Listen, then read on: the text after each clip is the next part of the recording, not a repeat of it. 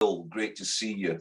And thank you for doing this. I think it's really important. This is part of a series of interviews, that we're doing with predecessors, people who can pass on wisdom to the newest generation, or people that are just generally interested in Narcotics Anonymous history. I think I heard you talking the other night about Jimmy K, and I was really interested because you knew the man personally, didn't you? Yes, he was my grand sponsor. Okay. Do you remember the first time you met Jimmy? I met him on the telephone in 1979, actually, okay? Calling World Service Officer. And you were calling them up, why? Well, we just started NA in our area, and we needed literature to get off the ground, okay? And Jimmy sent us a packet of literature. And was it so did you have any first impressions from that telephone conversation?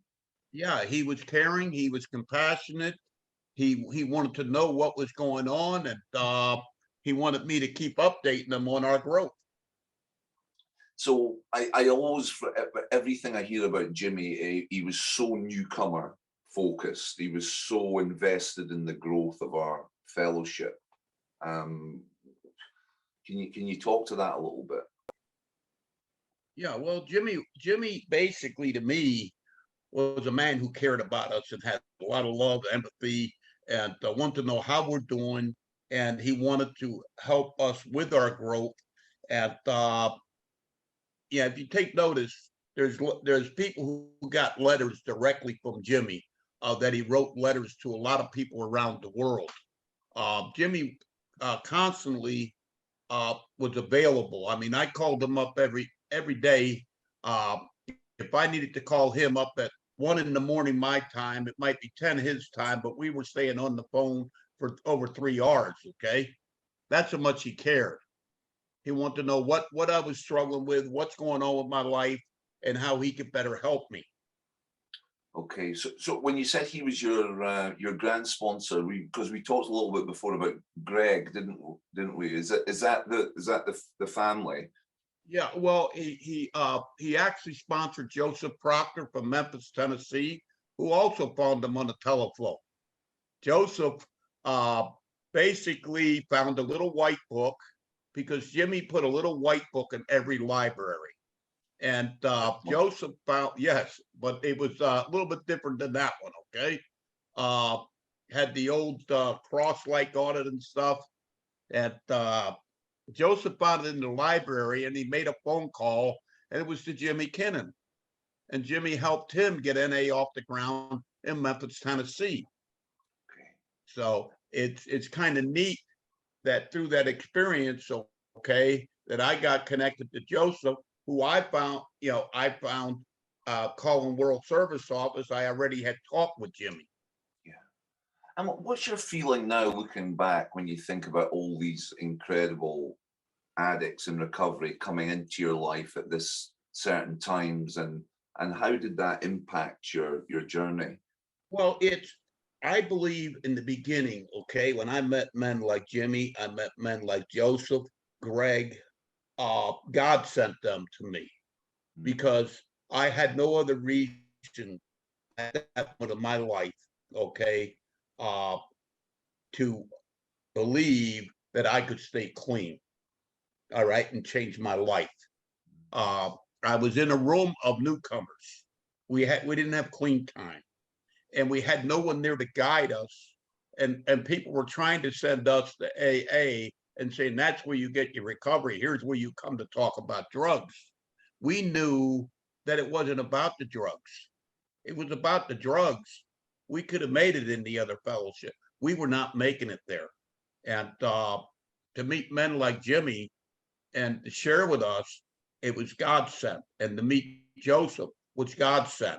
I needed these men in my life, okay, to give me direction, to give me guidance, and to help me through the steps. So when you look back on it, and you realize things happen at periods of time where God sent people into your life, you just had to be open to receive them. See, I feel really fortunate now in recovery that I have this material available to me, a lot of material that you didn't have at that time. So was there more of a reliance on a direction from individuals like Jimmy or Greg or Joseph? Well, it took them people to get me to the next NA function that there was, okay? And it got me to the second East Coast, where I actually met Greg and Joseph personally for the first time. And it's where I actually, Joseph became my sponsor then after that, because he handed me a gray book. I was involved in the literature movement, but I didn't meet the people yet that were making it happen. And I think it's the open participatory system that guided us and strengthened us in our recovery. Yeah, and I think so. What's your clean time? How long have you been in recovery when you meet these guys in person for the I first met Joseph at a little over a year and a half, about a year and a half clean I had then when I met Joseph. By which time, what, they've got the gray form? Yeah, I met him in June of 1981 in person. I met Greg in June of 1981 at Trenton State College in New Jersey, where the Second East Coast Convention was held. So for those that don't know, that are watching, that don't know what the gray form is, can you give us a brief outline? Well, the gray book is a pre-publication draft of the basic text. Okay, all right. Pre-publication. Yeah, we call it the pre-publication draft. Okay. Yeah. Hold on a minute. I'll show you the actual size of it. Okay.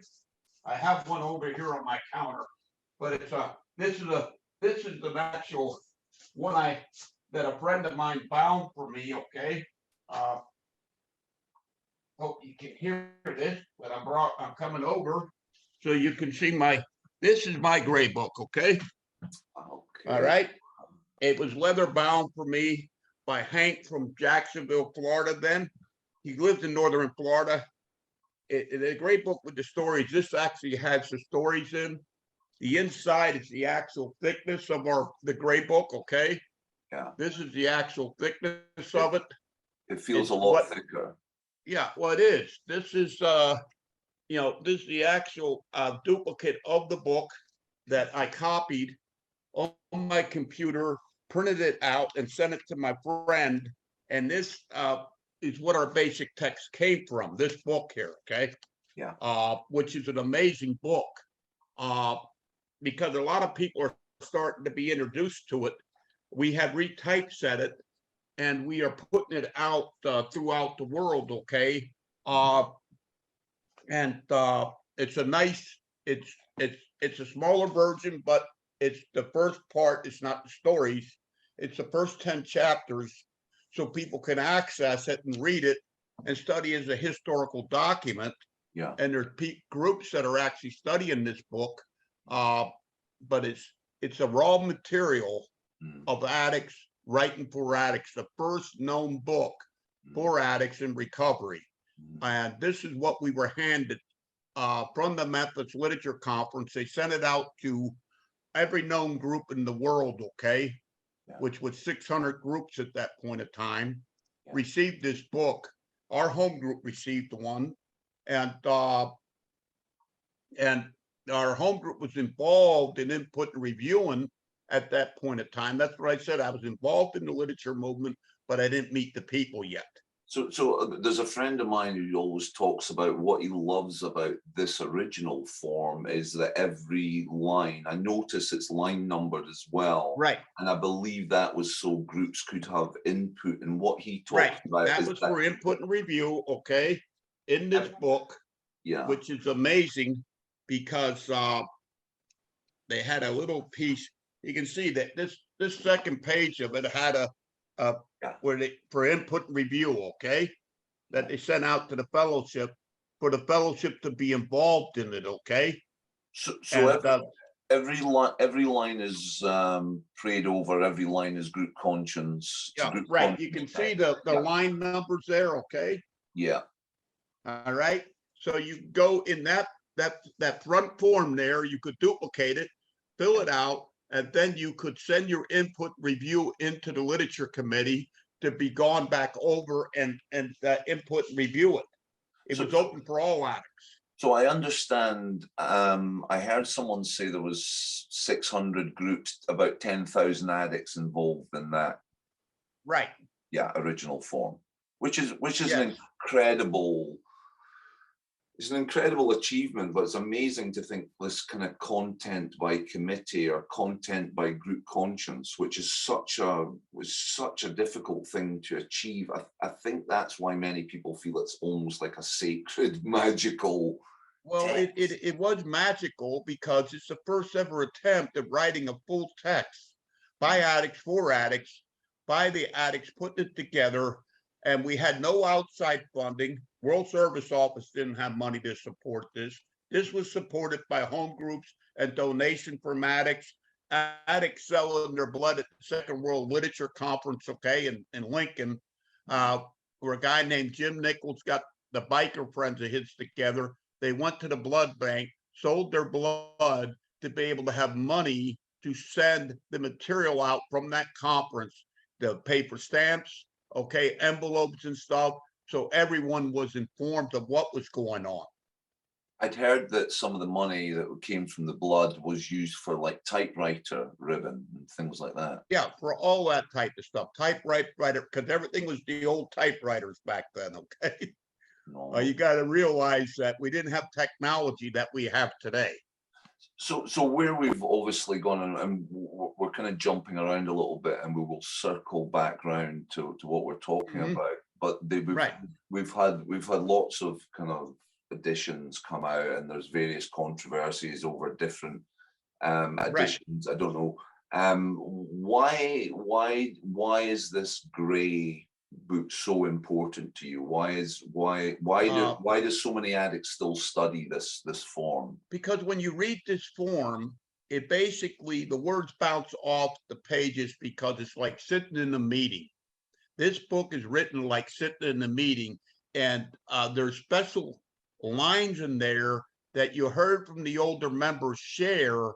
They're no longer in our book, but they're in here. Like in 1990, I start questioning my belief system. Where did I get this from? I'm not hearing it in NA no more. And I picked up my gray book. It was actually 1989.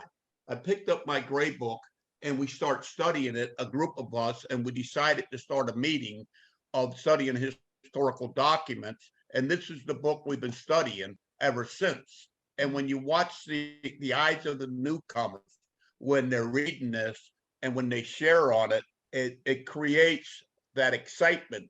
Like when we wrote it actually creates that excitement again. I've got a friend who's actually line by line studying the original stories. And he talks about how it is, the stories feel really hardcore, frontline, using addict stuff. And maybe some of that spirit was maybe lost in later editions. Is that kind of what it is lost in the later editions, okay? Because back then we didn't get people coming. The people that came into NA came in off the streets back then. We didn't really get people coming. You got to remember, in California, they had big H&I efforts. They were getting them out of the prison system. So you had a lot more hardcore addicts. It's like when I walked through the doors, I was an outlaw biker, and God brought me to NA. And I sat in there like, who the hell are these people? Okay. They don't know, and just like, and we had a lot of heroin addicts, okay, back then. Hardcore heroin addicts. I was not a heroin addict. I came from the biker world, which we used speed a lot, okay? We were methadone freaks. Jack Daniels methadone, okay, is what I did. And to sit there and listen to these, I wanted to get physically violent and stuff, but I listened to these people. I could hear their suffering. I could hear their desperation. I understood the desperation. I understood that language of desperation. And that's what when we walked into NA, it was all about that desperation. We were at that last block, okay? We were there. and there was no other place for us except prisons, institutions, and death at that moment. We were at that last moment of death. We were the walking corpses, is the way we talk. Yeah.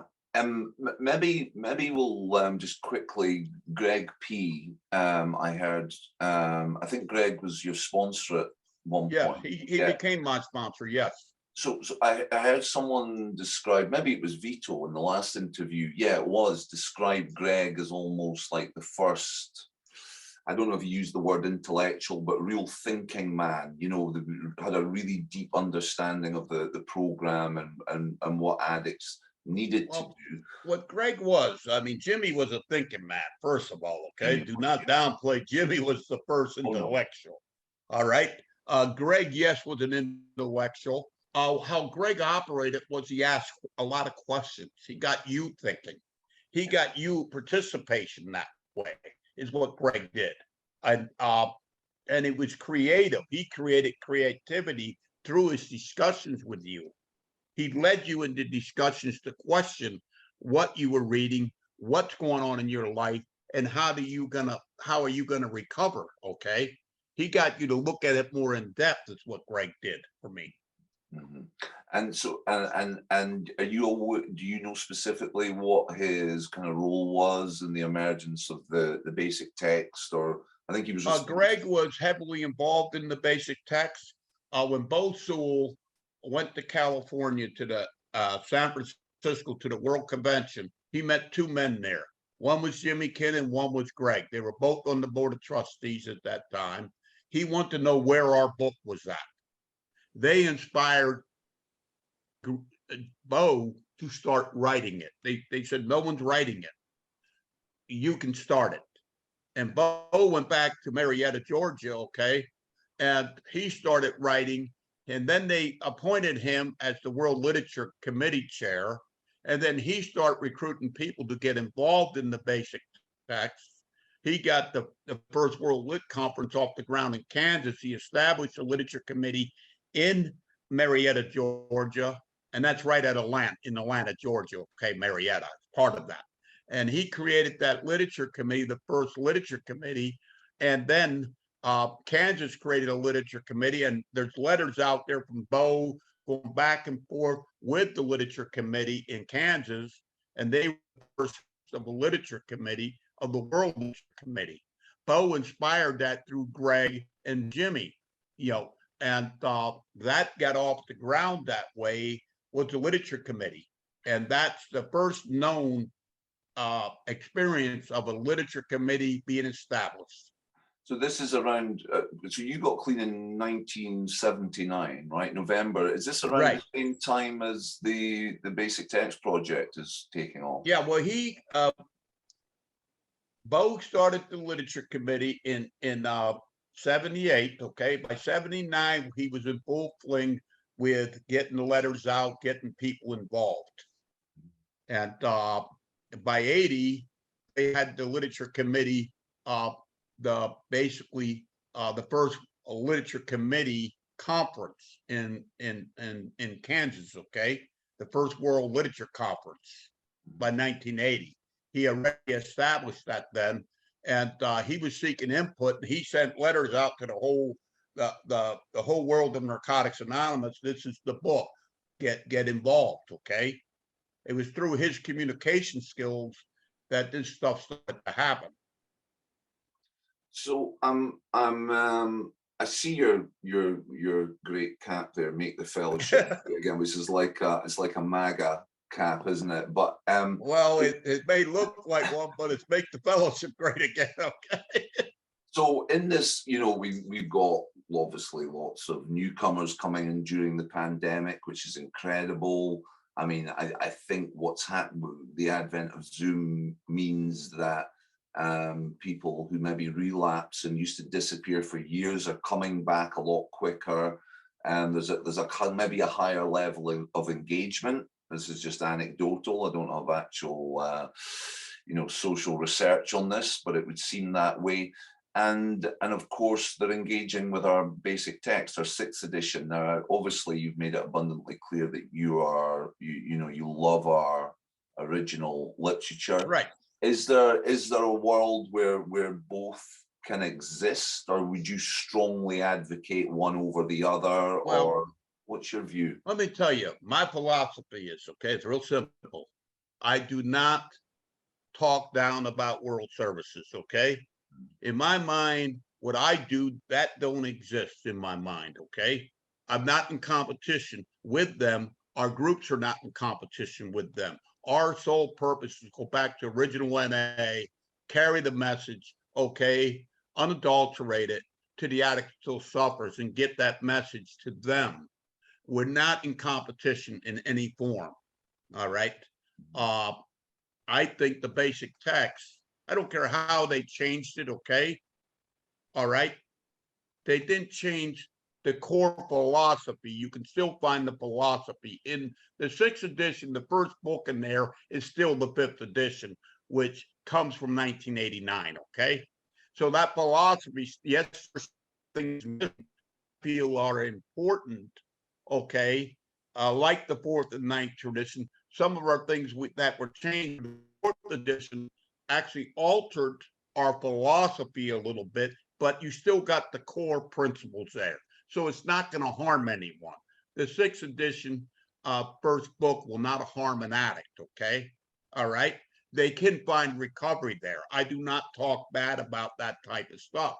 I think it doesn't serve us well to do that in the fellowship. It causes division when we do that. And if they talk bad about what we're doing, it causes the same division. I don't believe it's a healthy philosophy to get in that type of competition. Mm-hmm. However, however, I feel there's a but. There is a however with me all the time, because I like to go back to the philosophy of open participation. When I wear this hat, it's about the open participation that we lost. I believe literature can still be written. You can go onto our webpage, nahelp.org, and you can see the literature being written yet by addicts for addicts, and you can find the core of it carries, I believe, a philosophy of recovery of total absence of many mood-changing substances, mind or chemical, which is the core of our fellowship. Yeah. And that's what I believe we're losing. That's a really interesting point I think you've just made there. So I think obviously it was a much smaller operation. Everyone knew each other back when we're talking about the late 70s. Have addicts been maybe, and I'm not apportioning blame here, I've kind of personally felt it was some of the service structure, but have addicts or groups been disempowered? And you just talked about writing literature, creating new literature, coming from addicts who are active, newcomers even, people who, you know, who are actively engaged on a daily basis in the home group. Has there been a disempowering of members? Right. What you're talking about when I'm listening to you share there, and you're talking about the exact philosophy that I talk about when I say the membership of Narcotics Anonymous is being disassociated with the ability to write literature by addicts for addicts. There are also, when the service body was created by Greg Pierce, if you read what he was talking about, you should keep your services as close as possible to the membership, to the group. And when you create this monstrosity where you got a governing type hierarchy, okay, it removes that. It disassociates with the addict, and the addicts are not receiving what we received early on in recovery. And I think Zoom has opened that up again, where the fellowship can get creative again. They can find other historical facts out. They can learn about their fellowship that's not been written even. Well, that's interesting. So maybe the new generation of recovering addicts could be inspired by what happened back in the 80s, or the early 80s, the late 70s, and what guys like Bo and Greg and Jimmy were doing to create something, you know, equally incredible. Maybe the basic text, maybe the original form can never be equaled, but could you imagine almost if the new membership was empowered You see that empowered. shirt I'm wearing today? Yeah, It's living from clean. Africa, okay? Yeah. That's from Tanzania. I was just on an addict with them yesterday, okay? They're looking for exactly what you're talking about, okay? Okay. They want help. And I talked to him through WhatsApp yesterday. See, I'm learning new technologies, even though I got a flip phone, okay? All right? That's from before the basic text, I think. But I talk with you on that flip phone through WhatsApp, okay? Brilliant. All right. Which I didn't have that technology when I got clean. Yeah. I had a phone on the wall, okay, back then, okay? All right. Which most people don't know about phones on the wall. Oh yeah. Have you got a big long? Okay. Hey, Wow. I get on this. All right. You're analog. I keep my phone, okay? That phone I talked with Jimmy Kinnon on, okay? Seriously, that's all the right. actual, is that the actual phone? Yeah. Yeah. Brilliant. Okay.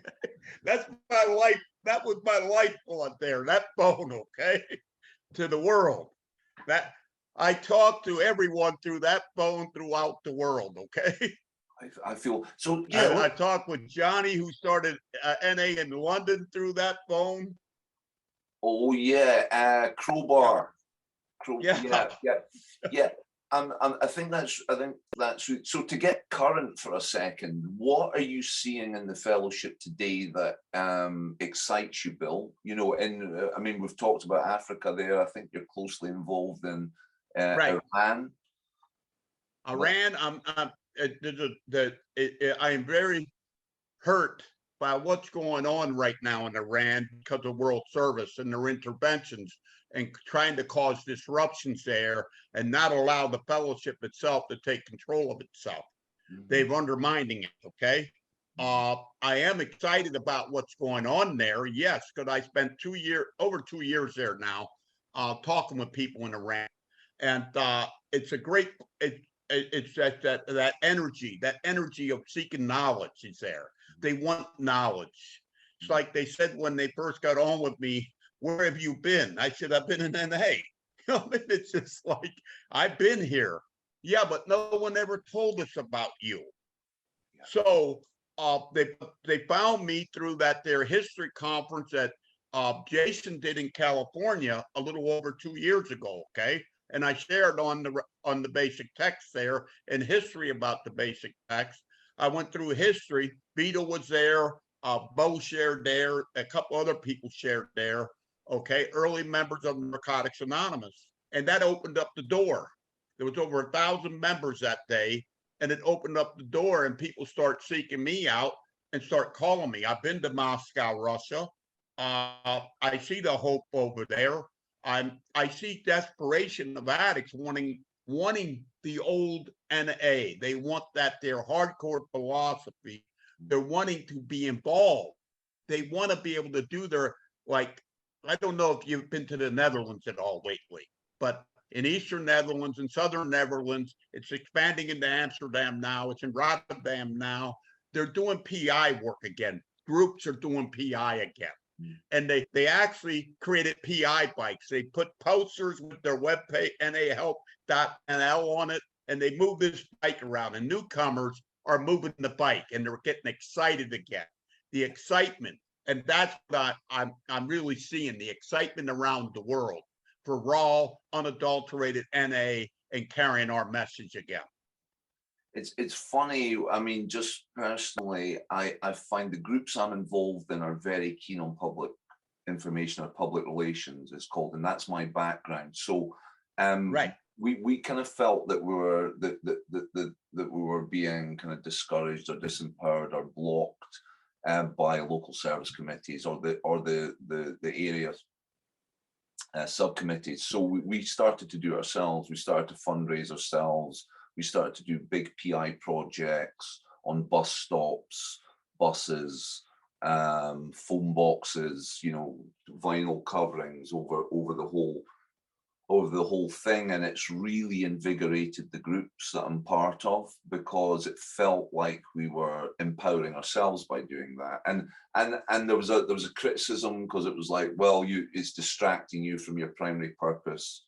And I said, "Look, don't worry about us. We're fulfilling our primary purpose just fine in the meetings, Bill." I mean, since I'm part of East Coast Scotland area, we have maybe sort of now 10, 13 online meetings through the week. And we were checking the figures for 2021, and we had 100,000 visitors to Aberdeen in Scotland, where I'm from, on our Zoom platform to meetings. And that is really exciting. Yeah, that's real exciting. And what you just mentioned, the empowerment, and I do the world and talk with people, and I tell them they got to stop looking for others to do the service. They got to start doing it. And PI is the greatest aspect. It's how we started our group off the ground. The first thing we had to do was get a phone line, okay? Yeah.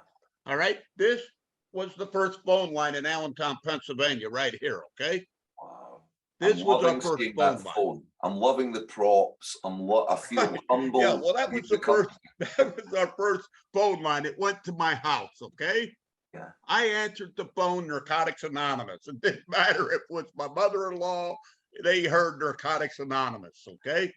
Do you know what, Bill? I think I'm feeling like a back to basics theme. I'm feeling like the whole world right now, whether it's politics, whether it's the restaurants, whether it's from multinational companies, people are screaming for authenticity. You know, they're screaming for integrity.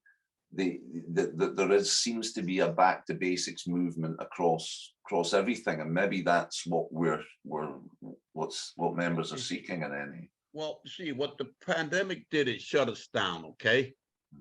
And it's like I shared being the MC for the weekend thing that we just did with all this old time speakers, okay?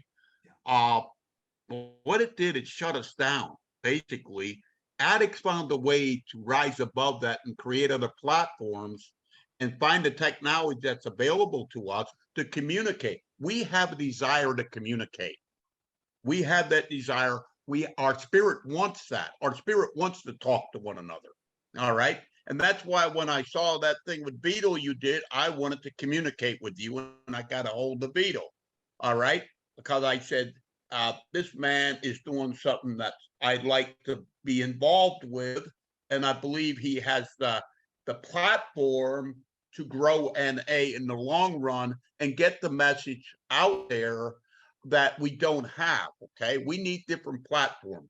And as addicts, we can establish that there. We really don't need a service office, folks. People don't understand that. Addicts can do these things, and we are creative. We have the experience. Why are we using that, killing that vast bank of the ground level effects that can change the world? It's a great resource, an untapped resource or an underused resource. Right, and that's what we talk about. What are the resources we can get? How can we mature with them? How can we get this out to save addicts around the world? Because that should be our primary purpose. Through PI, we're doing that when you're getting your posters out. You're getting them on the buses. You're getting them at the bus stops. When you're doing that, you're getting addicts to call. You're getting them, and you can do the 12-step work again. You're not relying on the rehabilitation world to do it. You're doing it. Yeah, do you know what? I'm feeling a parallel here between what we're talking about in our program. You know, one of my, I can't think off the top of my head where it comes from, but the dynamic forces of change, which bring about a deep conversion within us, which gives us the answer and can alter our motivations and our lives. I feel like, this is the stuff we're learning through the 12 steps, through the 12 traditions, through our literature, through this amazing life-saving program. And it feels like there's a parallel to how we could take what we learned there and apply it to further carrying the message. Right. Well, that's what it does. It's like when I used to be at World Service, I spent years there. okay? And every time they made these changes, I talked about what they're doing is killing the spirit of NA. Every time you're taking the services further away from the group, you're killing the spirit. Why would you want to kill your vast bank of service workers? I mean, it's a vast bank. It's a talent. And we have so much creativity within our fellowship. Why do we want to stifle that? Yeah. And that's what we're getting back to. How can we revive that? That's what you're doing right now by what you're getting this platform out. It's going to give a revival in Narcotics Anonymous, and we're going to be able to grow exponentially again. It's just something's come into my head there when I was asking Vito when we were talking about the different editions, and I said, so what's the definitive one? What is the one? He said, obviously when I'm sharing in a meeting, I'll use the 6th and we'll talk about that. But he said the 2nd edition, you probably heard that in the interview, that was his go-to. Well, I used the 3rd edition revised with the original 4th and 9th tradition, okay? Yeah. And there's a reason for that, okay? First of all, the 2nd edition is not the approval form. I want that there taken away. It's not the approval form. World Service already changed that in the 1st edition. If you look at the results of the court case, okay, you'll see that in there when they had to send out, and which they didn't do, but they had the files. They never sent them to the groups, but I have all the files. And in there, they had the 1st edition changes. You realize the 1st edition was not the approval form. So that means the 2nd edition, the only thing they changed and returned to us was the 4th and 9th tradition. They did not return the approval form, what we approved to us. I see. That's the difference. I see. Okay, so the 2nd edition, which was approved, and then, sorry, the 1st edition, yeah, which was changed. When the 3rd edition came out, they returned the 4th and 9th traditions, but there was still aspects from the draft that weren't the same in the right. Yes, there were part of the approval form that were not in the 1st edition, so they meant they were not in the 2nd, the 3rd, or the 3rd revised. Mm-hmm. They were never restored. The only thing restored was the 4th and 9th tradition, because at that point of time, and it goes through how they fired Jimmy and the whole works, okay? Because Jimmy got blamed for changing the book. Yeah. And I said this past weekend on Saturday, Jimmy did not change the book. I want that lie to die. Mm-hmm. Jimmy did not change the book. Who changed the book was the Board of Trustees, who was under Chuck Skinner. Mm-hmm. Chuck Skinner took, because Jimmy would not change it, so they had to go to the board. And you have to realize, before we started writing the book, how did NA trustees making all decisions for the fellowship? And then they created the conference, and then it was just Northern and Southern California. So they did not create that atmosphere of how the areas and the regions then, through the regions, would control the conference. That didn't happen yet. That's a philosophy that was coming into bear through Greg's writings. Greg started writing about the empowerment of home groups instead, regional services, and that was supposed to be your voting body at the conference. So when we got there, we were outnumbered by the Board of Trustees, the committee chairs, and the Board of Directors, okay? The fellowship was outnumbered. Yeah, there was something that jumped out at me in the grey form around the traditions, which I think some of the controversy was around, which was any as such. What is it? We hear it all the time. What is any as such? It's the therapeutic value of one addict helping another. And I think there was a line in the original which said anything outside of that, any service structure, any subcommittee, is not NA. Is not NA. And that really speaks to me. Right. Well, it does. That's the original 4th and 9th tradition we're talking about, okay? Where it talks about that is not NA, it's of us. It's for us, okay? But it's not us. Yeah. So this is maybe a good chance, because we've maybe got sort of 10, 15 minutes left. Right. This is so there's a lot of people. We're getting to the 3rd and the 3rd revised. It seems like a good time for you to explain what the baby blue is or Okay. was or yeah, What the baby blue is, okay? And that World Service gave that name. We didn't give it to ourselves. It's just the color of the book, okay? okay. All right. In England, it's the red one, okay? Uh, uh, okay, that they use there. Germany is red, okay? So, but World Service gave the name the baby blue to attack us, basically. But what it is the third edition revised with the original fourth and ninth tradition restored to it. It is the little white book changes that the Board of Trustees did, and the fellowship approved it. The whole fellowship approved it. And that's why we go with the third edition revised, because it was approved by the fellowship. We cannot negotiate. If we believe in group conscience, that was group conscience. So is the third edition revised basically the gray form? No, it's basically what it is. It's the basic text. It's the second edition with the little white book changes inserted into it.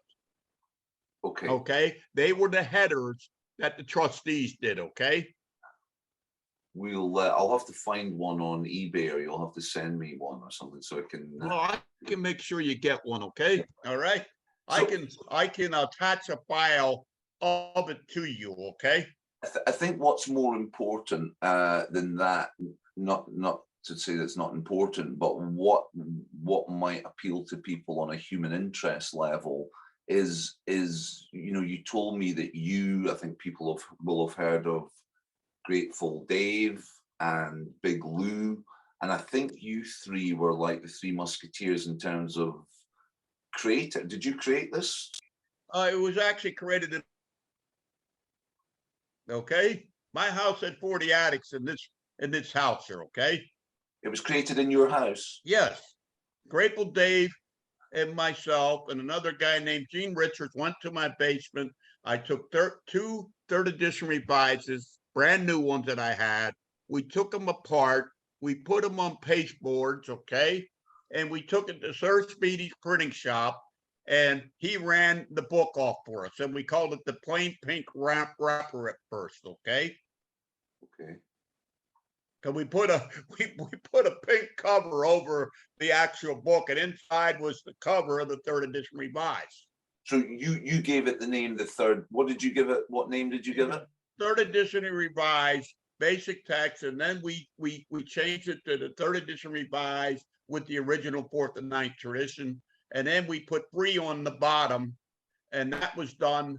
People think it's the free literature movement. We don't talk about a free literature movement. We talk about a spiritual movement. We talk about someone got to pay for it. Let's get away with that word. Who's paying for it? It's the home groups. The home groups, but they should not have to pay above cost for the book and shipping. Sure. So this wasn't a free literature movement. This was more. No. This wasn't an argument about World Service making money off of literature. This was about content. No. This was about the content. This is about content. Yeah. And the World Service Conference not listening to the fellowship, not allowing group conscience to be heard on the conference floor.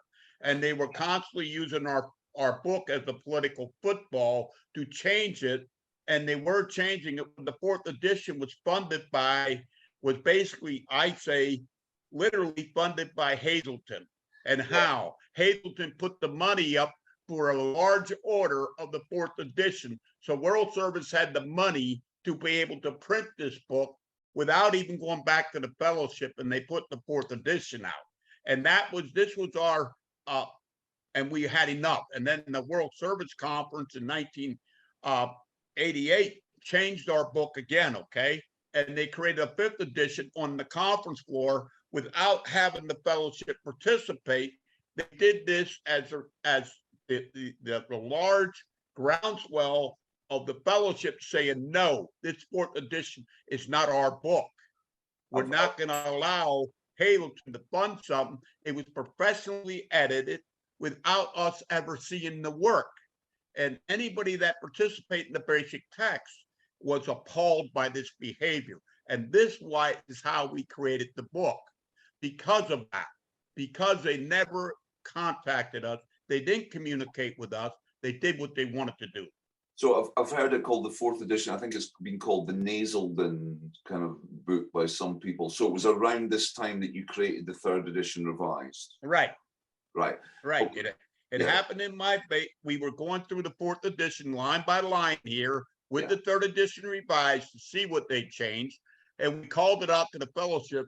It cost me over $2,000 that month on the telephone. I had another phone like that in the basement. Dave was on that one. I was on this one. Our ears were bleeding from all the calls we made. We woke up the fellowship and said, here's what they've done to us. We send the packets around the world to let people know what we found, and we expose it to the world. And World Service Office and the conference officials were in Bob Stone's book, where he talked. Bob Stone's book has a timeline, and he said they would have caught it themselves, but it's who brought it out. Well, it's the problem. Who brought it out was Grateful Dave and me. Right. Yeah. What do you think it was about you and Grateful Dave, who I've had the pleasure of listening to the recordings of Share and Lou, and what about it was it you guys that really kind of got behind this? It was you guys that did it, not anyone else. Right. It was us because of group conscience. We believed in the fellowship. We believed in Greg's writings. Okay. If you read Greg's writings, okay, they're very inspiring. And the writings that are not out there, his works that World Service threw in the garbage can, okay, is unbelievable. We wouldn't have concepts if they accepted the precepts, the 12 precepts that Greg wrote. You have to read Greg's writing, and they take everything back to group conscience. They take everything back to empowerment home groups. This was the fight of the 80s for the groups to take control of its service body.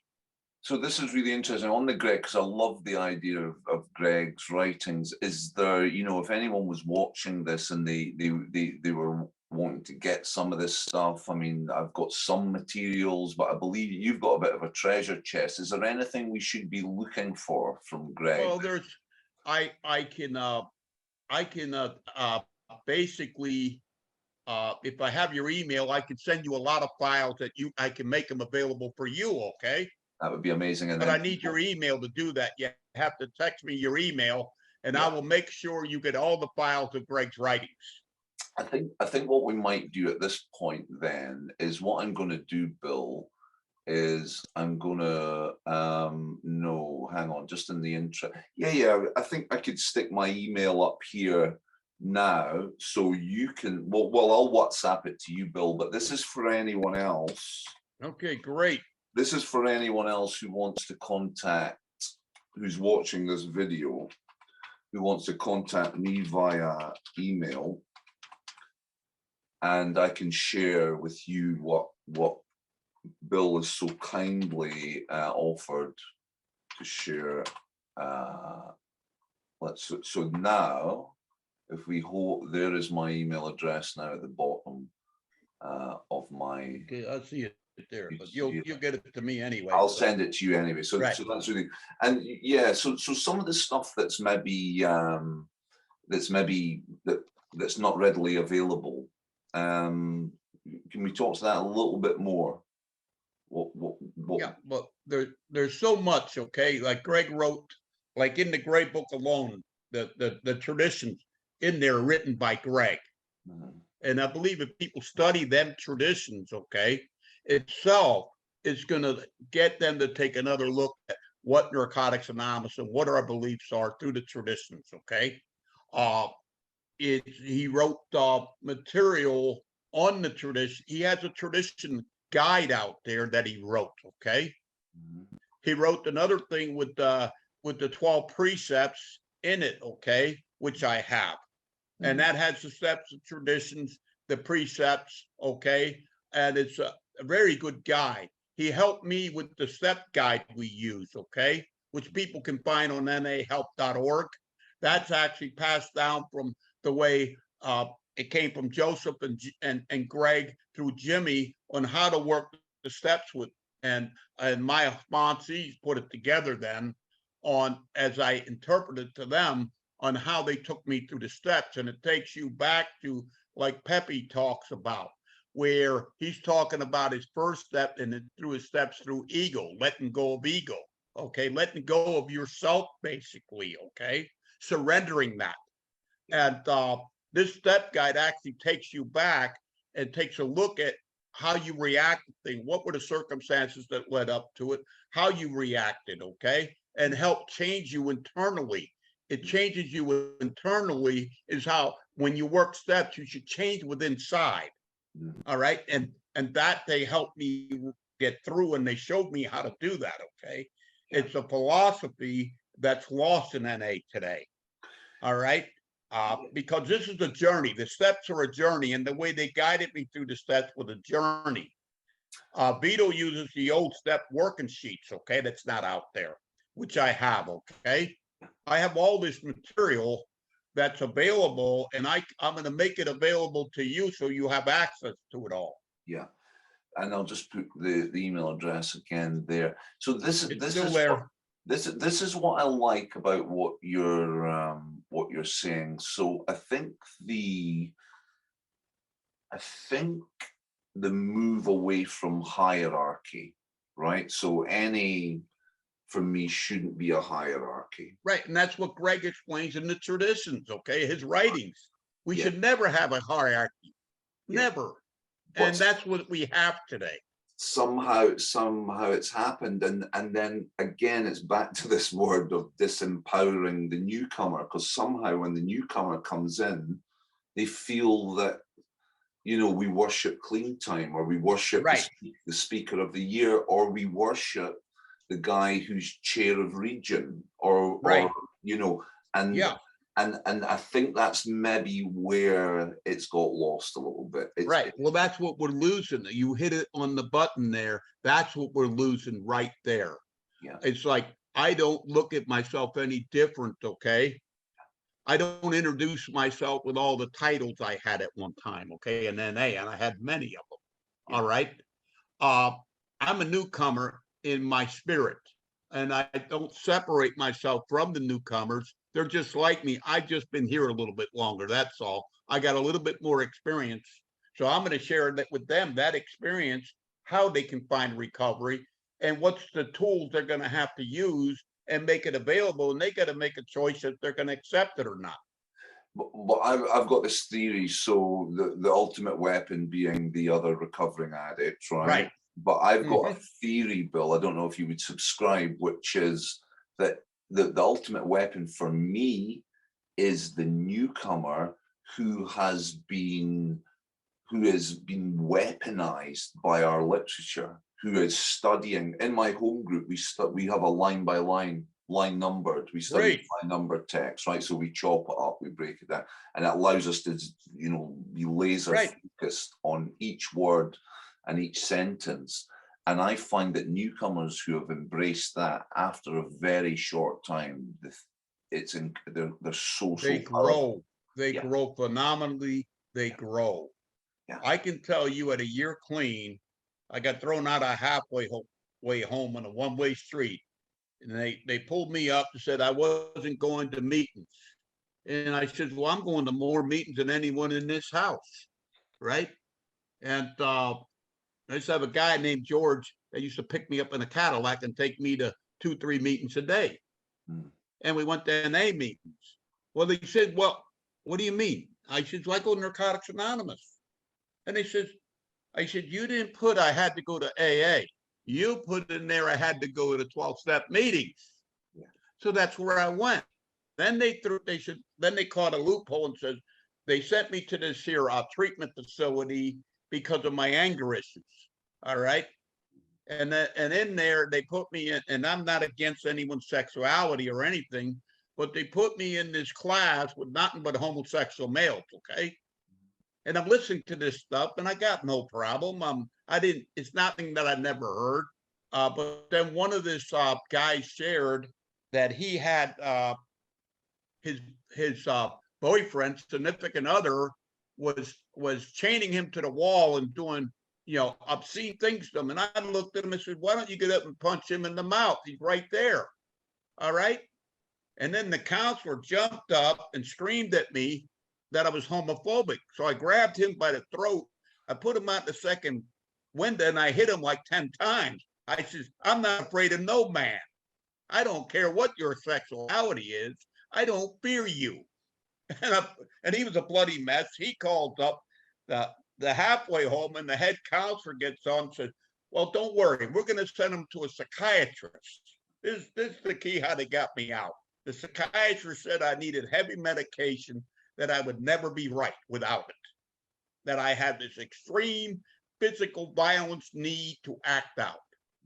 And you got to remember where I came from. I came from a physically violent world. I didn't work through this in the steps yet. At a year clean, I was like insane. Yeah. So I walk into the meeting the next day. I got thrown out because I wouldn't take meds. That's how I got thrown out of the halfway home. Okay. I would not follow the doctor's direction. I went to the meeting, and guess what? I told them, I shared the meeting just what happened. I had to move into a garage. I had no house to live in, so I rented a garage to live in, and it was comical. And I went there, and you know what came out of the mouth of the newcomer? But Bill, the second step says we can be restored from insanity. He said, so they were right. You are insane, but here we got hope. So when you're talking about the newcomer, it takes me back to that story. Without that newcomer there to get me focused, to realize there's hope for that insanity. And you some I can be restored. Yeah. That's it, isn't it? And that's any right there. Thank you for sharing that. That's sort of, I think we're coming to kind of the end of our time. Maybe we can pick this up. I feel like we could do another hour quite easily. So what we could do 2-3 hours without a problem. Okay. But what we'll do is we'll take it offline and we'll arrange it. Maybe just finally to end, Bill, just on this, I can't take my eyes off your hat, and I just wondered what in your opinion, what do we need? What would be your 3-point plan for what would be your manifesto for making the fellowship an already great fellowship greater? Right. Oh, I'm not saying the fellowship isn't great. I wanted to have that spirituality back restored in it.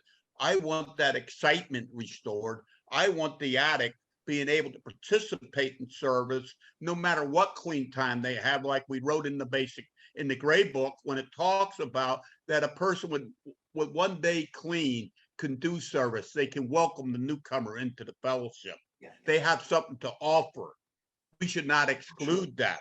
Yeah. And what we've been doing, we've been creating these here, and it's a different type of service. We created the Fellowship Service Conference that meets every June. We created the European Fellowship Service Conference. Okay, you can get that flyer off our webpage, nahelp.org, okay? And anyone can attend, okay? And there you're going to see a sharing of service at that conference. Yeah. In the EFC. It's going to be talking about a lot of the things that you're talking about with your PI work, okay? We got a whole workshop set up on just PI, how groups report on what they're doing, and you should see the excitement that happens from that. Yeah.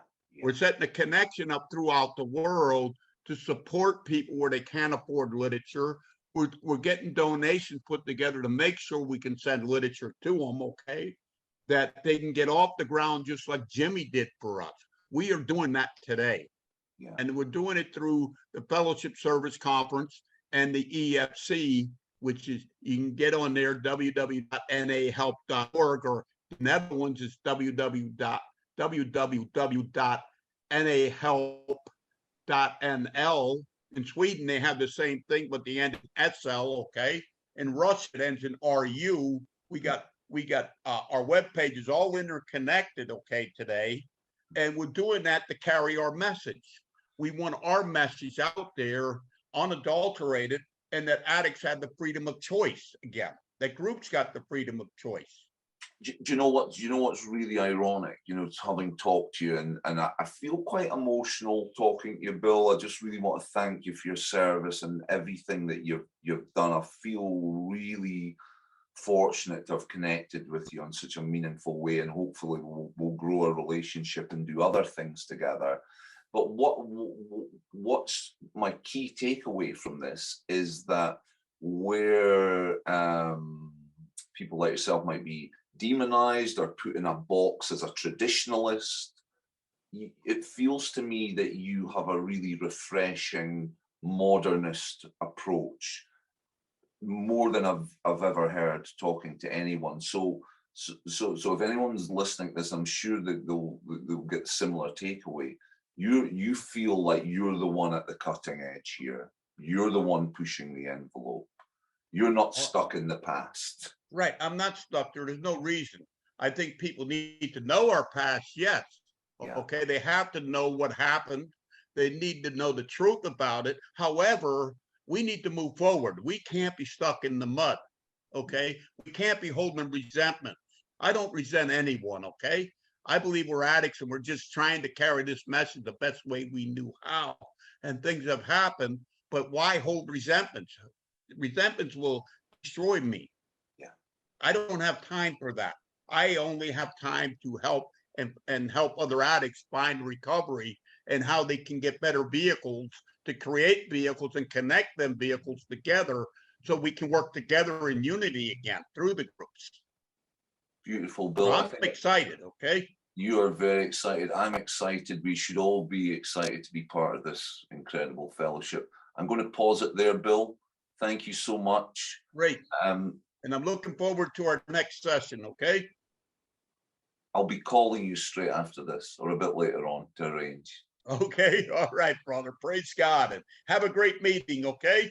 Thank you, Bill. Great talking to you. All right. Love you. Lots of love. Yep. Bye-bye.